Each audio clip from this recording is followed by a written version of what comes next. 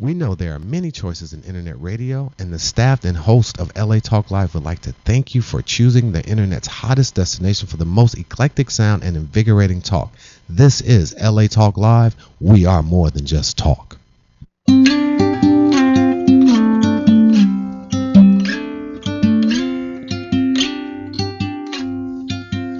There's no combination of words I could put on the back of a postcard. No song that I could sing, but I can try for your heart and our dreams, and they are made out of Hello, real everyone, things. and welcome to Pathways to Love. I am your host, Julie Orlov, and I am delighted to be here on Sunday afternoons. We have moved from Fridays. This is our first week here, Sundays at 1:30 p.m. Pacific Standard Time. Yay! There's nothing like a relaxing Sunday to sit back and enjoy and be with the people that you love, and that is what this show is all about. I am here every week, and I am dedicated to helping you create very powerful and transformational relationships in every area of your life. And I have been doing this work now for over 24 years. I've been working as a psychotherapist, an executive coach, a speaker, and the author of the Pathway to Love books and programs. And the Pathway to Love book is really all about helping guide you through the normal and natural life cycle stages that all relationships go through. So really that you know what to expect along the way. And more importantly, you know how to move through each of those stages with more ease and grace to create more intimacy and love with the people that you have in your life, because that is what it's all about. I always tell people the bottom line is that we need each other, and we need to learn how to care about each other in ways that empower every single one of us. So again, welcome if you're a new viewer to Pathways to Love. I'm delighted to have you join us. And if you've been watching us for a while, thank you for coming over from Fridays. We're glad to be here, and we're excited. And today we have a really lovely topic and a lovely guest in store for you.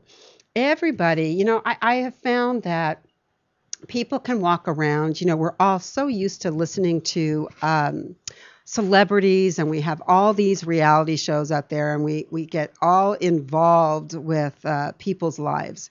And I think we tend to forget that every single person out there is really extraordinary, and every single person out there in the world has their own unique story, and every life is filled with value and filled with lessons that we can learn from.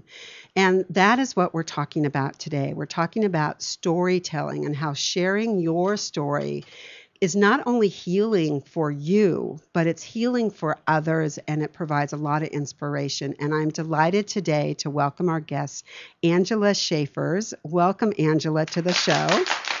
Thank you, Julie. I'm really excited to be here and share with you today. Thanks. And before I get started with my questions, let me just tell our viewers a little bit about you and what you do. And I'm going to read this because when I don't, I get myself in trouble every single time.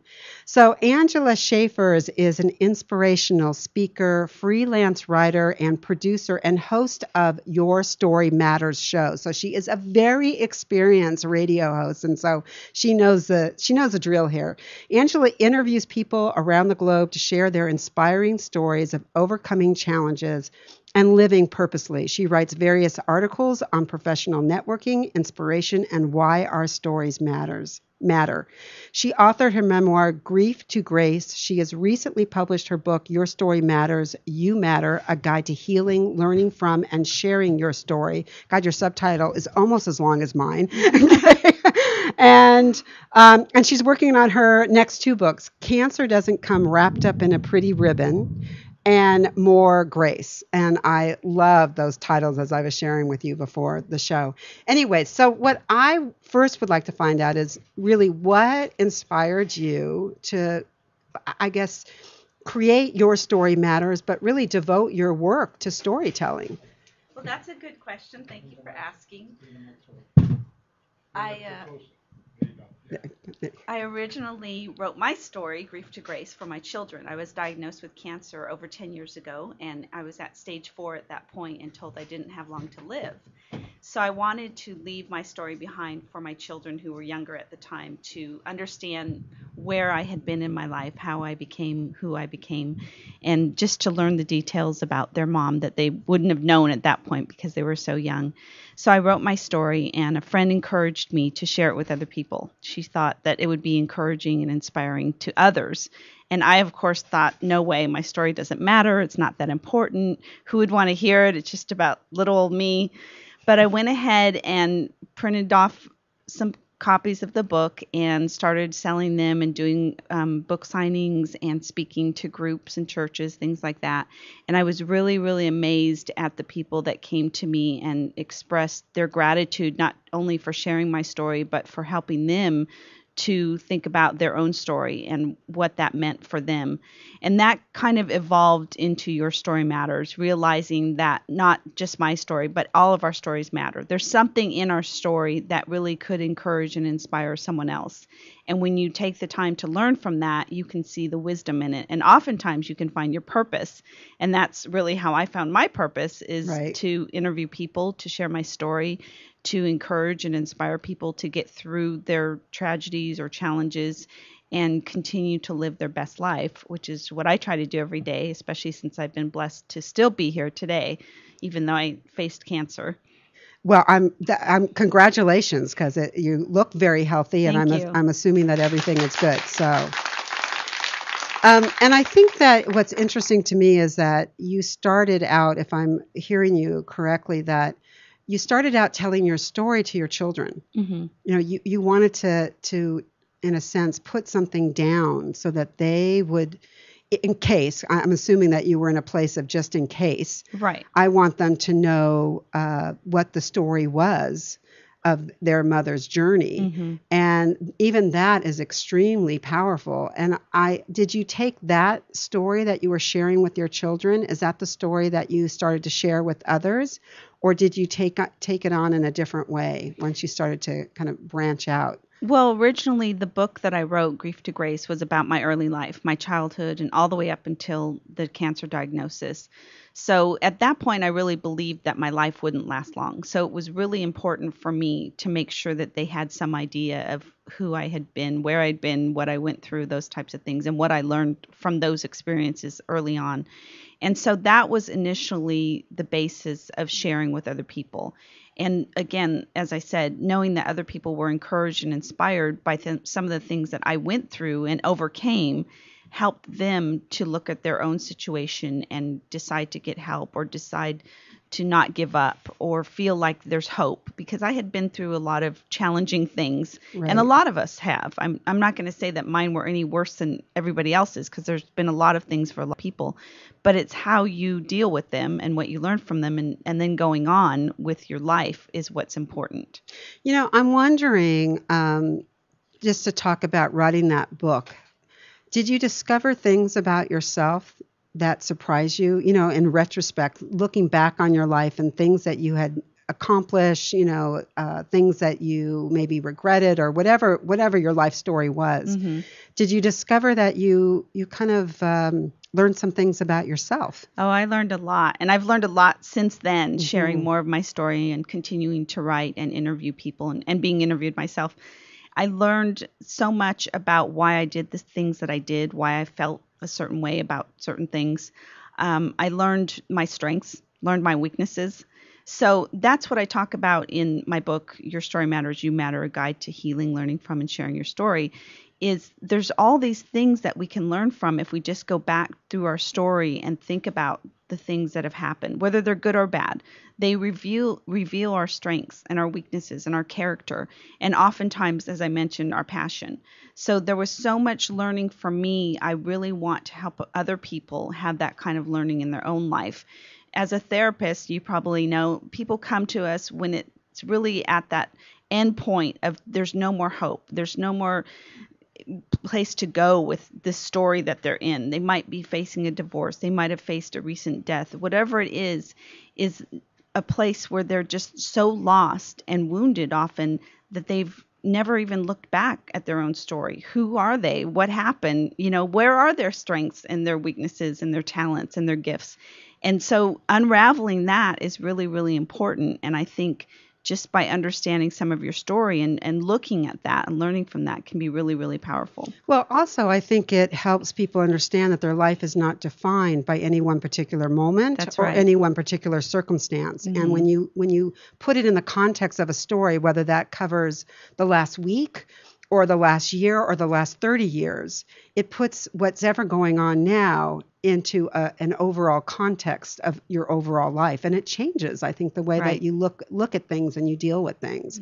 Because stories rarely take place in a moment. You know what I mean? That's true. They do go across time. Right. And I think that's extremely, extremely helpful. The other thing I love about this, and I want to get to, when people have a real crisis and a real tragedy in their life. But before we do that, I want to just touch upon the power of storytelling in families, because I'm just thinking, okay, the impetus for you sharing your story with your children was the diagnosis of cancer. But I can't tell you how many times I have asked my parents still, and I'm lucky they're still with me, tell me again, when your parents came over to, America, and what was that like?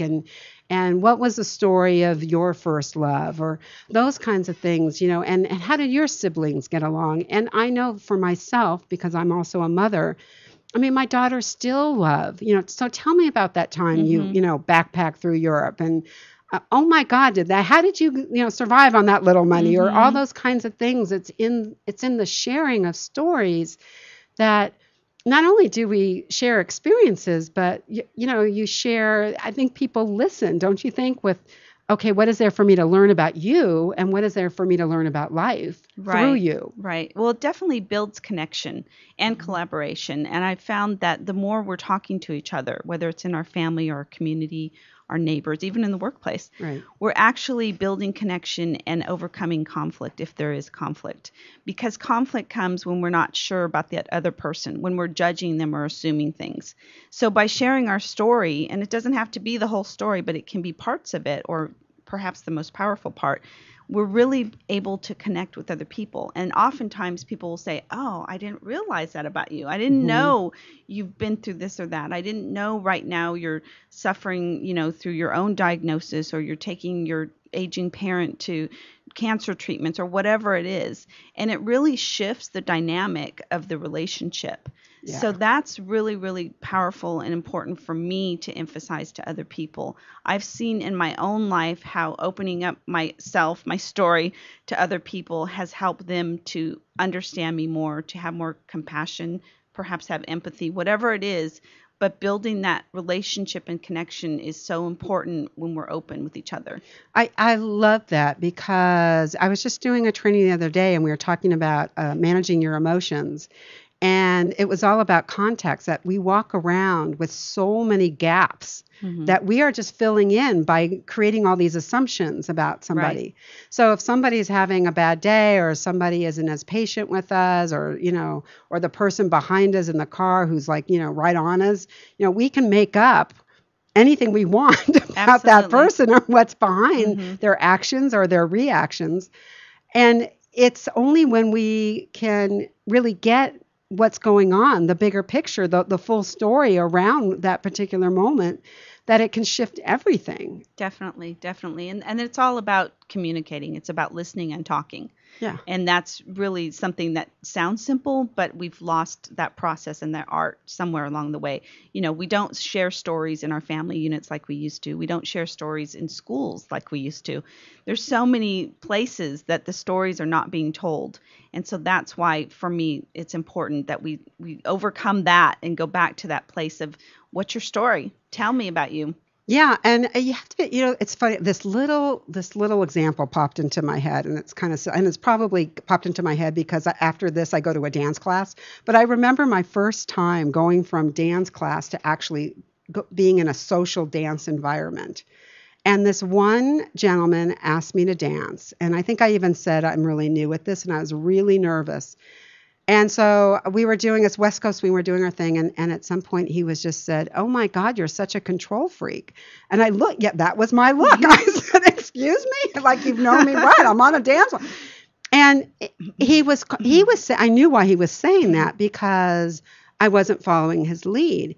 And finally, I said to him, because he was now irritating me, I said, this is my first time ever being on a dance floor without being in class. And I'm really nervous. And I'm just trying to survive out here because I'm not that good of a dancer. And I don't know how to follow you that well. And when I said that, he was almost embarrassed because he was jumping up. Probably his own stuff was going on, whatever was going on with him. But it was putting in his face like, hey, there's a story here that you don't know that gives a whole different understanding with the fact that I'm not following you very well. So I'm doing my own thing, And I just think that while that's so simple and it's not very significant, but there are other places in our lives where it is very significant. Right. The person that's tailgating me and wants me to move over may be rushing to the emergency room because they have a call on a loved one that's in there. I don't know that. Right. So, it's those kinds of things. Yeah. So I think it's really important that people know that. Maybe we need to ask a little bit more about what's going on with somebody. Definitely ask, take the time to consider before you react. And I've had that own problem in my own life is, being overreactive at certain things and thinking it was something that it wasn't. But when I step back and pause and ask or contemplate that it might be something that's not even about me, it changes everything. Right. So it's not an easy thing to do because, we live in this fast-paced world where everything has to happen yesterday. Right. And we make decisions ahead of time and we got to get there and all those things. But when we take the time to pause, it really does change everything. Right. So now here's the thing. We can talk about kind of the normal, I put this in quotes, but the common everyday things that people experience just because we're all human beings walking around this planet. But there are, again, I think everyone has their version of that moment when you're given that diagnosis. And sometimes it's something like that. Sometimes it's that call, somebody has passed away. Sometimes it's, I'm sorry, we need to lay you off. I mean, everybody has their version of that. And I would say people probably have multiple versions of that if you live long enough. I don't see how you can get through life without a few of them. Right. But tell me a little bit about your story in terms of how did you move through that healing process, and what was it about your story that other people who may have been given their diagnosis, whatever that diagnosis is, was so helpful and inspiring?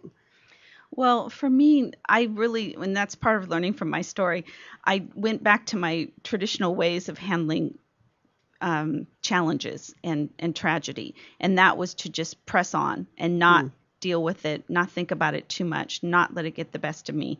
So I didn't pause like I would perhaps now and learn to take care of myself and find other people to support me. I just said I have to be better. I have to get better. I have to live as long as possible. And I have to get up every day and take care of my kids. So everything shifted into my way of survival mode.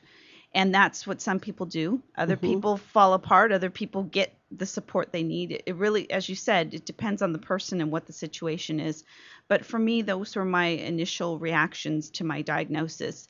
I didn't want to accept the fact that my life was ending soon, but in my heart, I believed it completely. So for the first year, I definitely believed that I was going to die. And I lived like that. I felt like, okay, whatever I'm going to do, I better do it now. I contemplated, can I just run off and go to an island somewhere? What can I do? Because I'm not going to live long anyway. It doesn't matter. And I wrote the book. And so that was my mindset. I definitely was suicidal at certain points. I felt so distraught that my kids would end up not having their mom here and that who would take care of them, because I wanted to be that person. Right. So there was a lot of emotions. There was a lot of turmoil. But eventually I realized pretty significantly at a year mark that I was still alive. And I woke up and literally said to myself, if I'm still alive, perhaps they were wrong. Perhaps there's a reason. I want to live each day like I'm living, not dying. And that is truly what I've tried to do from then on. I don't have perfect days. I'm not perfect, but I definitely give it my all so that every day I can feel at the end of my day that I did something purposeful and meaningful, that I lived, that I had fun, that I, experienced good stuff with my kids and those closest to me. So I really try and live that sort of life, and that's powerful for me. And I would say my living beyond my diagnosis is really what encourages and inspires people the most. Not because I know for sure when I'll die or not die, not because I've been given extra time, but just because of the way I actually choose to live. And when I go out and speak, I remind people of that. It's your choice. You have today right before you, and yesterday's already gone, and tomorrow's not even here. So you're not getting yesterday back. You might not get tomorrow. What will you do with today? And it doesn't have to be some big significant action. It's just being kind. It's just being loving. It's putting yourself in relationships and situations where you're loved back.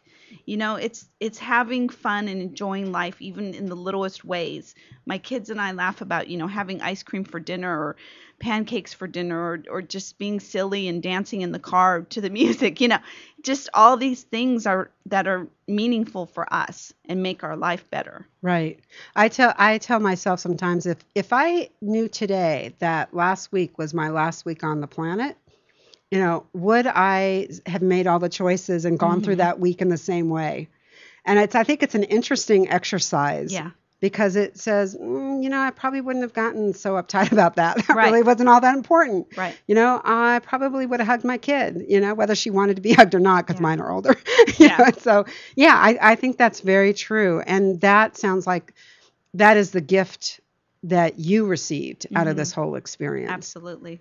And I think it's important to realize that, we can have regrets, and that's okay. Right. I have regrets. I mean, there's things that happened last week that I like, I did that. I said that, but it's okay, because at the end of the day, I'm at peace knowing I gave it my best. And we're all flawed, and we're going to make mistakes, and we're going to have those things where we look back and say, if today were my last day, did I really want it to be this way? And that's all right. You just forgive yourself and let it go and go on, because if you have tomorrow, hopefully, then you get a new chance and you do your best again. Well, I could see where people listening to your story get a lot from it. I mean, there is that whole message about how you live your life. But I could imagine that for somebody who's had a bad diagnosis handed to them and a poor prognosis handed to them, you want to hold on Yes. to hope. You want to hold on to something, and to have somebody that says, look, I was in your place. They gave me whatever, 12 months. I hit the 12-month mark and said, surprise, I'm still here. And 10 years later, surprise, I'm still here. That, I think, is just, I would think it's so important that you do get that story out there, because people really need that. Yeah, I agree. And I think family members need it too when they're watching someone go through things. And sometimes the outcome isn't what we want. It isn't what we expect. But I also try and help people to understand that it's not just about living your life purposefully and enjoying your life every day, but it's finding peace in your circumstance. And when I talk to people who are truly in the dying stages of cancer, I help them to find that peace. What is it that they have to have acceptance of, forgiveness over, whatever, because that's really powerful. And I'm at peace. If I die tomorrow or leaving here today from an accident, not even from cancer, I'm at peace with that. And that's really, really powerful. And that's, again, one of the messages that I try and share with other people, because to be in that mode of thinking you're going to die or knowing you're going to die and being in such turmoil is tragic. And that was how I was in the beginning. It was just the turmoil and the pain was so heavy, and my heart was so heavy over all these things about why and how and what happens with my kids. It's no way to live as you're living. Well, and I think part of the lesson in the storytelling is that you didn't go from day one, I have this diagnosis, to day two, I'm at peace. Right. There's a journey that's called the yes. story, and there's a process. And I think it's important for people to understand that, there are things to go through. Right. And I think the goal, and I just am so impressed, because not everybody can do that, honestly, to get where you got to, is to move through all that in the best way that you can, so that you can land on the other side of some form of acceptance and peace with what is, and I'm sure it was a tough journey to get there, as I imagine it is for anyone going through that kind of a process. Right. Right. It is a challenge, but that goes back to my early story and knowing that I had overcome already some big challenges and traumatic events during my childhood and early adult life. And when I looked back on that, I thought, I have a lot of strength that I didn't realize. I have courage that I didn't realize. And I have these skills and ability to get through things. So if that's true about me, then I can do this. And it is a process and it does take time. But there's also been people along the way that have loved me through my stuff, stayed by my side, prayed for me. I pray daily. I have a huge amount of faith in what God's doing in my life and how he's using my life to still be here alive, to touch other people's lives.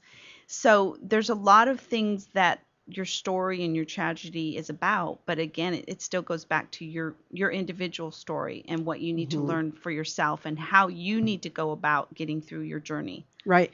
And I think that the universal aspect to storytelling and working through those journeys is when you get to that place of acceptance, as you said, it's really where your power and your peace live. That's where it lives. And that I think goes, I feel like people do that. And I'm probably speaking as a psychotherapist now as well, is that it doesn't matter what your life is like. There's those different stages of different things. And it's all about, I thought my life should look like or would look like, or I want it to look like, and it's not. It's something that there's something wrong. Something isn't the way I want it, right? Or maybe the way I need it. You can play with those words a little bit, and then you have to get to that point where you got to work through the, well, no, I'm going to make it what I want. I'm not going to accept this, and there's all that resistance and there's all that struggle.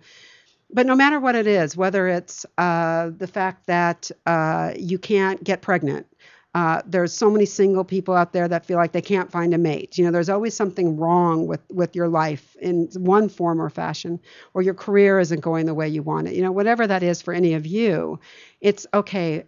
You still have that opportunity to go through that same journey, that same process. And come out with okay, you know what? I can be at peace with what is. Right. And I can be present in my life today and make today what I want to make it. And that is just, if you get that skill down, you're truly a powerful, blessed person. I really believe that. Well, it's hard to hold on to it. It is. And that's something, sometimes people look at me now and they think that my life is great and glamorous and perfect. And it's like, well, let me tell you about, still human, the dog and the kids and dating and all this stuff. But it's really true, like you said, to just embrace what you have right now. You can still have hopes and dreams and goals. I do. And I work towards them, but I'm not worried and consumed with them. I don't feel like I'm lacking because I don't have X, Y, or Z in my life. So it's really treating every day as a gift and knowing that this is good stuff, what's happening, even amidst the bad stuff that's not so fun sometimes.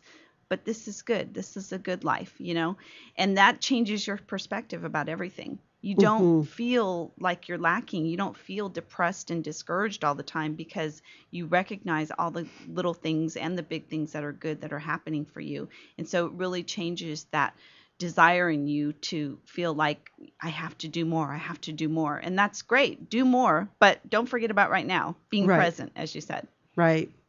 And again, I love the fact that part of that process was looking back and recognizing that this was not your first challenge, that you have had challenges like everyone does in their life, that come and go and you get through them. And I think when you look back on that, you can appreciate, I think people forget how strong they are. Yeah.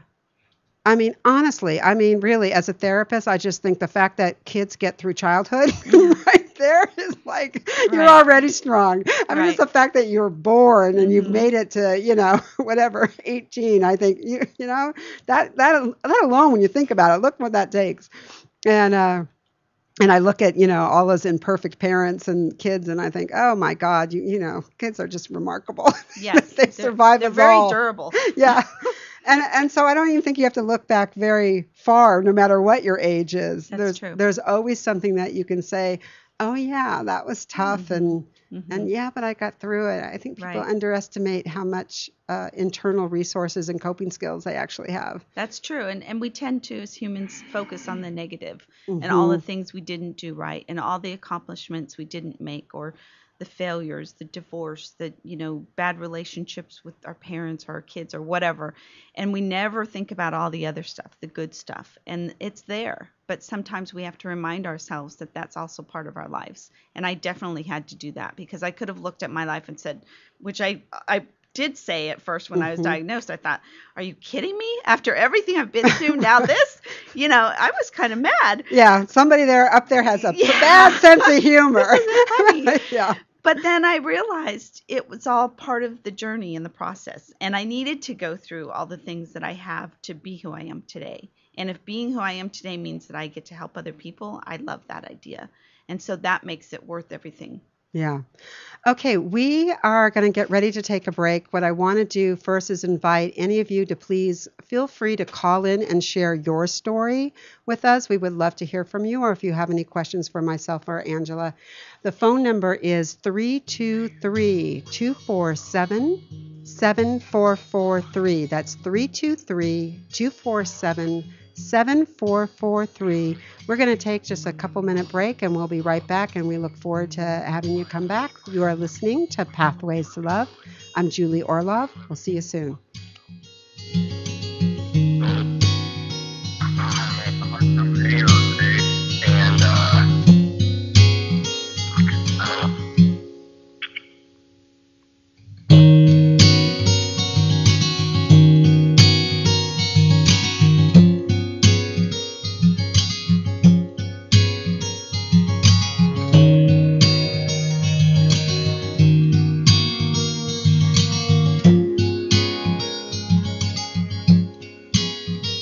Calm down.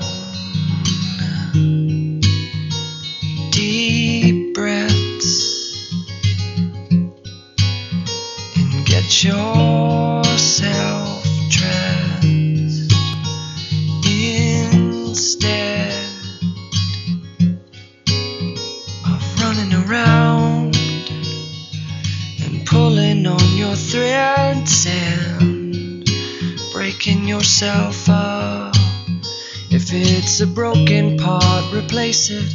If it's a broken arm, then brace it. If it's a broken heart, then face it. And hold your own. Know your name and go your own way. Do you suffer from degenerative diseases such as high blood pressure, diabetes, fibroid tumors, high cholesterol, genital herpes, or a plethora of other diseases that rob you of a quality life? If so, then visit the website of herbalist Tahuti Ma'atra at dhealthstore.com and open the door to natural healing at an affordable price. dhealthstore.com has over 1,800 products created by herbalist Tahuti Ma'atra, specifically designed to help you heal the natural and safe way. At dhealthstore.com, you'll find everything from herbal formulas and cleanses, such as Tahuti's famous full body detox, as well as herbal teas, extracts, natural body butters, lotions, creams, children's products, hair care products, and of course, sexual enhancement products for both men and women. So visit the website of Tahuti Ma'atra, dhealthstore.com, or call toll free at 1-888-823-9416. dhealthstore.com. Are you ready to enjoy the Maui lifestyle? You can have it all by owning real estate on the paradise island of Maui. Dennis Rush, a 22-year Maui resident and real estate broker, brings his wealth of experience and market knowledge to add value to your Maui real estate understanding, providing a level of service as unique and exceptional as the island of Maui itself. The magical island of Maui was voted the most exclusive resort island in the world by Condé Nast Traveler, and keep in mind, Maui is only a simple, non-stop flight away. Hawaii Business Magazine Top 100 Realtors awarded Dennis Rush the 2011 fourth top realtor on the island of Maui. Go to www.dennisrush.com to view all of the amazing properties currently available in the Maui MLS system. Whatever your needs or desires, Dennis Rush will provide a private consultation for any Maui properties your heart desires. You will be in good hands. Once again, go to www.dennisrush.com. That's www.dennisrush.com. Contact Dennis today to start your Maui lifestyle now. Dennis Rush, proud sponsors of the Dawn Christie Show and LA Talk Live.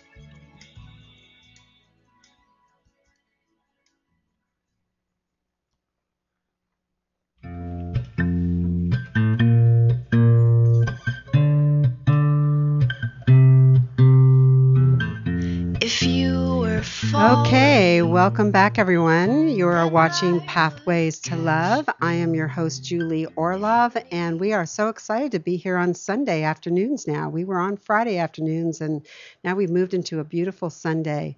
And we are here every Sunday at 1:30 p.m. Pacific Standard Time. So I welcome all our new audience members and viewers and those that have followed us.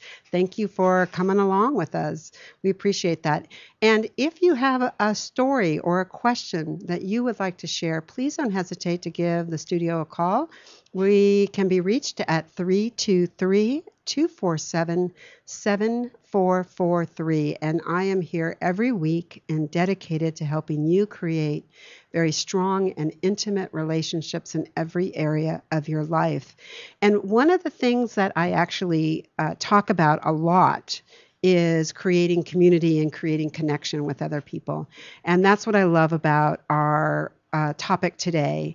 And we are here with Angela Schaefers, and we are talking about sharing your story, the pathway to healing and connection. And I love how storytelling can bring people together and just even create a sense of community, because we can all relate to that process, to the struggle, to overcoming the struggle, to releasing the struggle, and then starting all over again. That's right. And Angela, for those who may just be joining us, is the host of Your Story Matters. Did I get that correct? And I love that. I know that you have people on every week that share their stories of inspiration and healing. And I thought you could, I'm wondering if there's a couple stories that come to mind, these guests that just kind of blew you out of the water and had a huge impact on your audience. Mm-hmm. Thanks for asking. Yes, there's been so many. It's hard to pick one or two because there's really been some amazing guests on the show. And I'm just blessed to be able to be connected with them and hear their stories and then share them with other people. But a couple that stick out for me are one person that has all his limbs were removed during birth. It was a disorder that he was born with, and he's gone on to be a triathlete and finish the Ironman a couple times now. And he actually goes out and speaks to other people to encourage and inspire them to not let their disabilities prevent them from living their best life and doing what they want to do. And just a really strong, powerful person that just really brought me to tears, because I thought, all the times that I complain about getting up or going out running, and I don't like running, but I am a runner. I think I don't have. You sound like you're my kind of runner. Right. That's right. kind of my style. Exactly. I have walkers that pass me when my little jogging. Yeah. Go ahead. Yeah, it's been a good challenge. But, when I get up and I don't want to run and I think about, all the excuses I could come up with, I think to myself, I don't have to put my legs on like this person does. Right. And he gets up every day, not just to do his athletic things that he does, but to live his life. Right. To be successful in all that he does and to help other people. So that's really, really powerful when you think about somebody that has challenges very different than mine and yours, that is doing something about that and living their best life and doing something that is powerful and meaningful. I love that, because whether I'm working with somebody or I'm speaking at an event, it always comes up. People will say, well, what do I need to be? There's always someone who has it worse off than you. And there's always someone that has it better, you know what I mean, than you. Like we're all living in relativity all the time to other people in our community, in our family, or in the world. And I don't know about you, but my take is that I say, you know what? You need to honor both. It's like you need to honor your sense of struggle and suffering. Right. No matter if it seems insignificant to someone else, it's still yours. And at the same time, it's important to know and remember that there are people who have far greater challenges than you will ever have in your entire life. And that to form that sense of gratitude and appreciation for either people like this gentleman, for example, that has far more challenges than you and I getting up in the morning. And it can be a source of inspiration to say, stop complaining, kind of a thing. Right. And that's often what I share too when I speak to people. It's like, if you don't think there's anyone worse off than you, let's talk about it. Because although sometimes in our own community, in our neighborhood that might be 10 miles from us, there might be people living on the streets and suffering. There could be our neighbor suffering through domestic violence. Right. So many things that we don't know about, again, because stories aren't being shared. We're not talking. We're not communicating enough, in my opinion. And then there's the other people that are doing better than us. But I also take issue with that because people who appear to be doing better than us, maybe they have more money or they look like they have a great marriage or whatever it is, they have problems too. We all do. We have struggles, and it's part of life. It's human nature to be flawed, to have struggles, to have mistakes happen. And so it's all our perception that needs to shift into just being in the moment and then appreciating what we do have instead of focusing on all the negative. Well, and I think that's a great point because we can project both positive and negative things onto people. We can decide somebody's a jerk and doesn't have any sense about them, when they can be extremely kind and they just don't understand what's going on with them. And we also do the same. And like celebrities is a perfect example as a culture that we can hold them up to, as if their lives are something magical, and they're really not. Right. And in some ways they may even have more challenges because of their celebrity status. And I just think that's so true. And I love what you said about even your neighbor. We don't know what our neighbors. Right. And I think we just lost that art of community and neighborhood. And it's not to say that there aren't great neighborhoods that do have a sense of community, but I think that just the nature of how fast-paced our lives are, how stressed we are, how we're, on our I was at the other day, I was just noticing that people were at a training, and then there was a break, and instead of talking and being with each other, guess what everybody was doing? On their cell phones. They were on their cell phones. Everybody was checking their mail or checking their messages. So I think it's a lot of different reasons that we've lost that connection. And I'm wondering, I know that your radio show and shows like this is one way to bring stories together and create community. I keep wondering, how else can we do that? Because if we go back, pre-radio, pre-television, it was how people entertain each other as they were sitting around a fireplace or a stove or whatever was keeping them warm. And they were sharing stories. People were just actually connecting. And I feel like that's just, art has been so lost, and we've suffered, I think, because of it. Oh, I agree. And that's one thing I talk about in my book is you don't have to be a writer to share your story, and you don't even have to write it. You could do art. You could do music. We all know that YouTube blows up, the computer system or the internet every day. So make a video and share your story that way with slides or photos or whatever. There's so many different ways that we could put ourselves out there and share our story. And again, open the door for someone in our community who might not listen to the radio or who might not be interested in, being on the internet. Maybe they could look at art that you created or a poem or something. So it's really just taking our own individual responsibility to learn something from our story and then go about sharing it. And again, even if it's not publicly, share it in your community, share it with your family, share it in your own house. I'm amazed again and again at some people that live together that have, strong family units, but they don't know a lot about each other's story. And perhaps my kids wouldn't know my story if I wouldn't have been diagnosed with cancer. I don't know. Right. Well, it's an interesting thing that you bring up YouTube because, this is a duality of social media.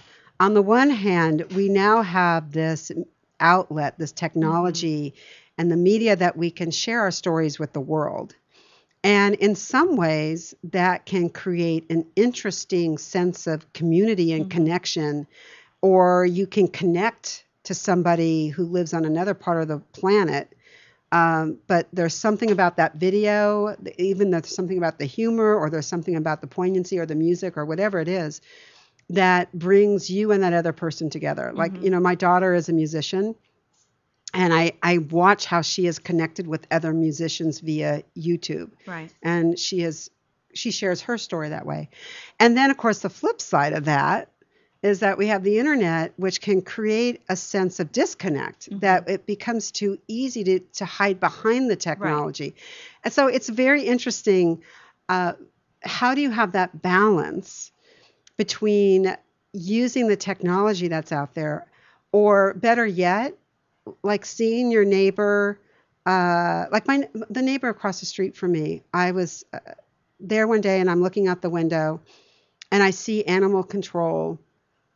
And I see that they're picking up his dog, and the dog is, the dog had passed away. So they're picking up the dog and they're taking the dog away. And I thought, oh, his dog finally died. And so my significant other, my boyfriend that I live with, he comes home and I tell him the story. I said, oh, the dog across the street died. And his first, and this is talking about he's such a better neighbor than I am. His first instinct was to say, oh, maybe we should get him a card or go over and talk to him. And I feel like, well, I don't feel like I know him that well enough to be that intrusive. Right. And yet, my boyfriend thought, no, this is, this seems like the perfect opportunity to reach out and connect. And he wasn't worried about that at all.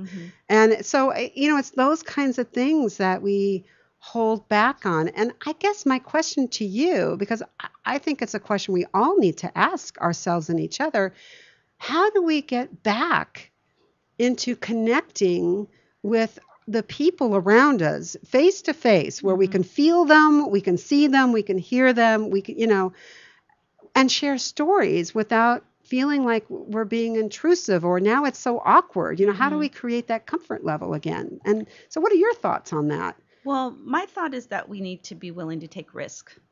If we're really passionate about connecting with each other, about doing our best in our role in this world, that calls for taking risk. We might be rejected. You might go give a card to someone that has lost someone in their life or their pet, and they might be furious with you and wonder why you're being so nosy. Or they might weep and thank you and be so grateful. So it all goes back to taking a risk. And if you're really intent on living your best life and in doing the best that you can do in your own little circle, then isn't that worth it? Isn't it worth it when there's the people that are so thankful? And that's truly how I try and live. I will say and do a lot of things that people might consider bold. But on the other hand, most of the time I get a thank you. I get a hug from someone. Someone messages me and says, thank you for extending yourself to me or to my family or whatever. And I just think that should be the norm, rather than being worried about how are these people going to react or respond to me. And that filters all the way down to your personal relationships. Why aren't you taking the risk with your kid or your spouse or your significant other or someone in your family that needs to hear from you, that would appreciate probably you're extending yourself to them and showing some care about them, asking them about their story. There's just no way in my mind, in my heart, to justify not doing anything. That's kind of like the people that watch a crime being committed and they just don't do anything. You can pick up the phone and dial 911. Everybody can. You know what I mean? You don't have to get that involved, but you can do something. And so I think there's a lot of little ways that we can actively reach out to people and hopefully change something about the relationship with them, maybe change their life. That's one of the outcomes of Your Story Matters show, is that I hear from people all over the world who have heard a particular show and said they got help. They got help for their addictions. They decided to talk to someone about their thoughts about suicide. One person messaged me from another country who didn't know that being hit by her husband was wrong and that it was called domestic violence. Wow. So there's all these things happening just from ordinary people like you and I sharing stories about things they have gone through and overcame, and that's making a difference. So if you think about it in that respect, what if you going over there to give your neighbor a card prevented him from committing suicide because he was so distraught, prevented him from, taking another drink that he didn't need to take, whatever it is. You can make a difference, and you might not even know it, but it could be a huge thing. Yeah, I so appreciate that, because I just think there's so much power in what you just said, because you're right. I think a lot of people don't want to take the risk, and you don't know what. And I think most of us, we've all been on the other side of a kind gesture, and I don't know too many people that aren't touched by those, and they do make a difference. Right. Those, I think Oprah calls them those small acts of kindness. I don't know if she coined the word, but, and that we hold ourselves back a lot because of that. We do. And I think that we fear rejection. We fear that feeling of they're not going to like me if I do this. They're not going to accept me if I do this. Certainly when it's about relationships, you think, well, someone won't want to be in my life, or they won't want to date me, or they won't want to invite me to the mom's club, or whatever it is. It's all that fear of being rejected. And I still think that fear is worth overcoming to do something good, because you don't know. And even sometimes people will seem mad that you did something, and they're embarrassed or whatever it is, but it doesn't mean it didn't make a difference. It doesn't mean you shouldn't try. Right. So I think there's two components to it. It's being willing to be vulnerable and share your story, and being willing to take the risk to ask somebody to share theirs, because you're interested and you care and you want to know and you want to learn something about them, or you want to learn something about their lives. Right. I think that's really, really incredible. So do you have another story that comes to mind that you've had shared that's made a difference for you, or for, again, your viewers? Does something... Well, I think a few of them were a little bit the same, about people sharing their own story. I know one lady in particular had 3 special needs children, and she decided to write a book to share about her journey. And she also shared in her book different moms' perspectives and experiences that are so vastly different when you're dealing with special needs and issues. And that was really powerful for me to talk with her and to share her story, because, again, she took something that felt like a tragedy and turned it into a triumph. And part of the triumph was not only that she learned how to deal with the children in the way that she needed to, in their own special and unique way, but to be able to help other people to understand that this is okay to feel this way. This is okay to grieve the loss of what we thought might have been a normal child, all these things.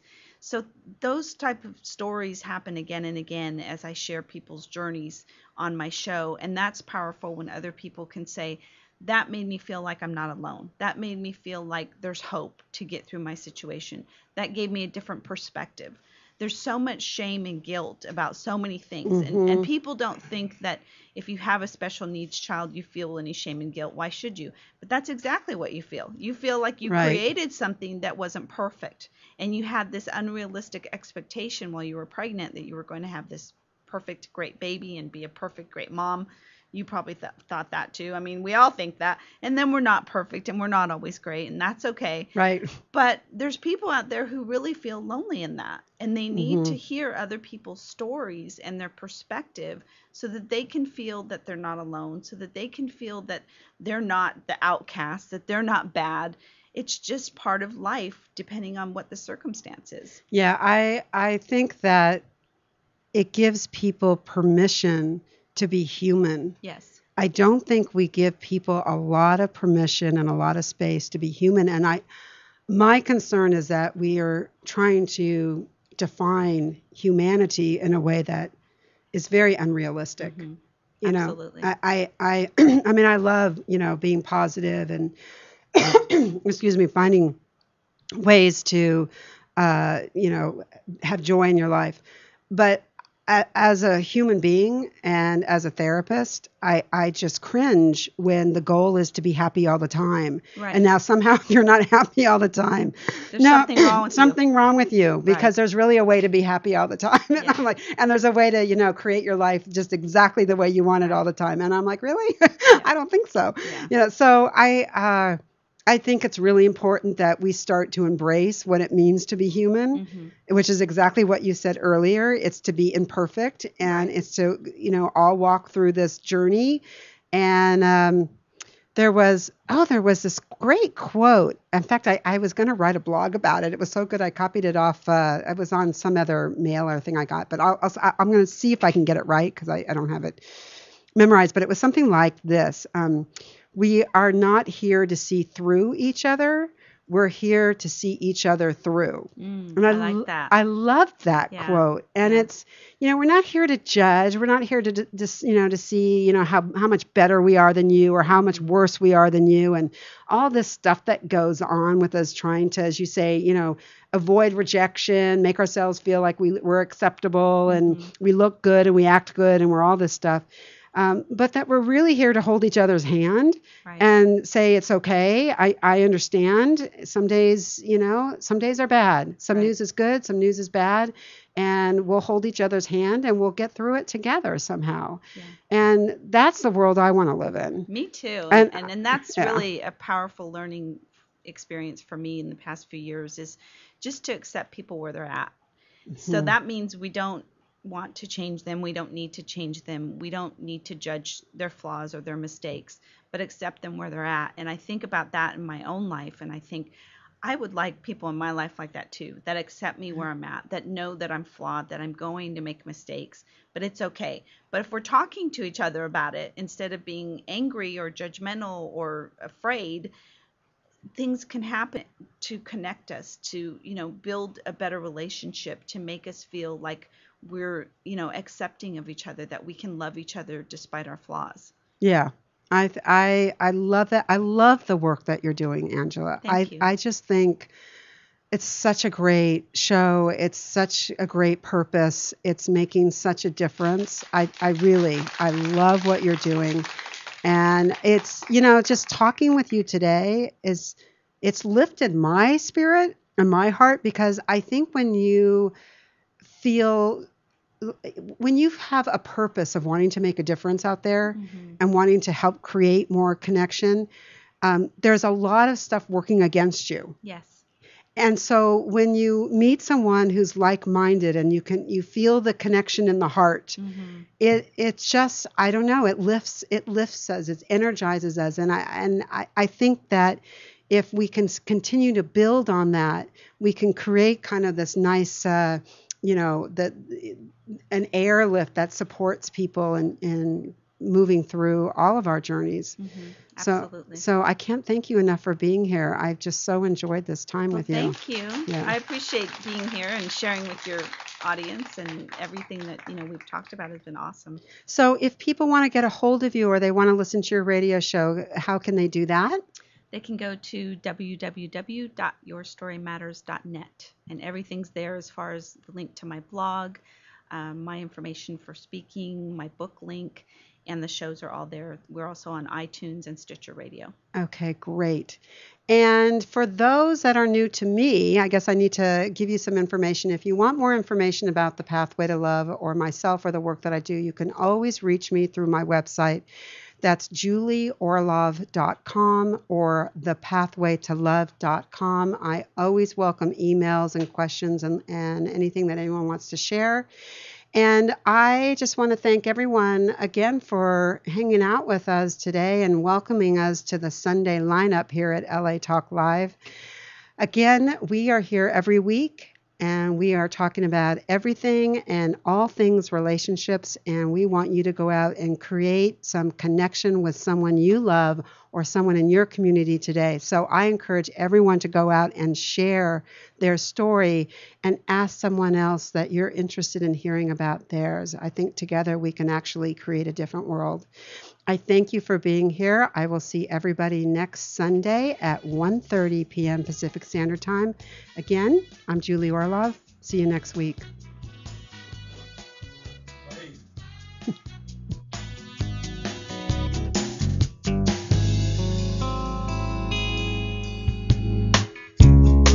Little one done run out of money now.